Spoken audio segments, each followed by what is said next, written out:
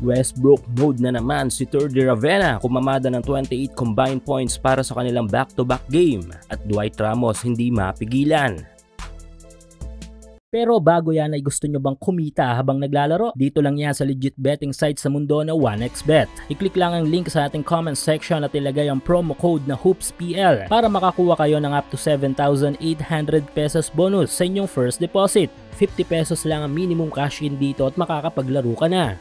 Easy withdraw and deposit pa via GCash o bank transfer. Dito ay pwede kang tumaya sa inyong mga paboritong sports, especially sa basketball lalo na ngayong mag-uumpisa na ang NBA 2023 at 2024 season. Tumaya at manalo sa 1xBet.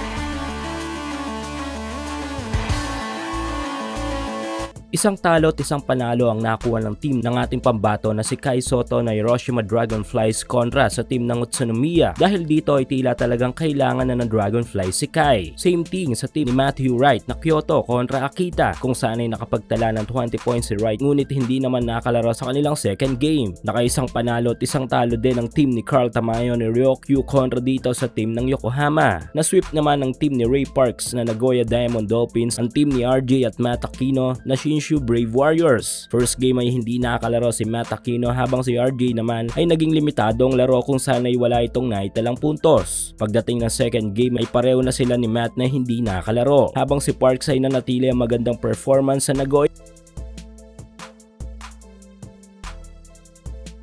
Talo naman ang inabot ng team ni AJ Edu na Toyama Grouses kontra sa Toshiba sa kanilang one weekend game.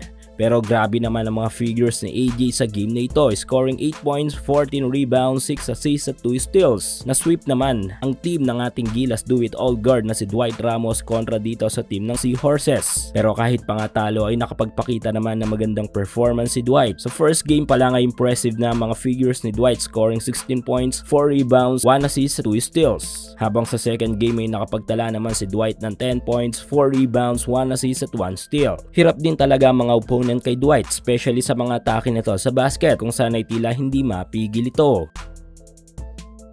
Nagala Westbrook mode na naman si Terdy Ravenna sa naging laban nila kontra Thunders kung saan ay nakapagtala ito ng combined 28 points. Sa first game ay nakapagtala si Terdy ng 19 points, 7 rebounds at 2 steals, habang sa kanilang second game ay meron itong 9 points at 3 rebounds.